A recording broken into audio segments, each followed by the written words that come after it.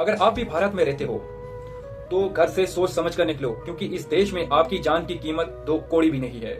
बदकिस्मती से ये बात नोएडा के युवराज मेहता को नहीं पता थी और वो मस्त अपनी 18% जीएसटी देके एसयूवी ली गई ऑफिस से घर लौट रहा था। रास्ते में कम विजिबिलिटी होने की वजह से योगराज की गाड़ी एक ऐसे पानी के गड्ढे में गिर गई जो नेचुरली नहीं कंस्ट्रक्शन नेग्लिजेंस की वजह से बना था। गाड़ी स्लो थी जिसके कारण एकदम से डूबी नहीं, बट धीरे धीरे अंदर जाने लगी। योगराज ने यह बात तुरंत फोन करके अपने पापा को बताई और उसी टाइम वहां पे पुलिस, एनडीआरएफ और फायर ब्रिगेड की टीम टाइम पे पहुंच गई। और उसके बाद जो चीज वहां पे हुई वो सुनने के बाद आप टैक्स देने से नफरत हो जाएगी। सारी टीम्स वहां पहुंच तो गई, बट पानी पे उतरने के लिए कोई रेडी नहीं हो रहा था। क्यों? क्योंकि पानी ठंडा था और उसमें रोड्स थी। योगराज धीरे धीरे अपनी मौत को आता हुआ देख रहा था।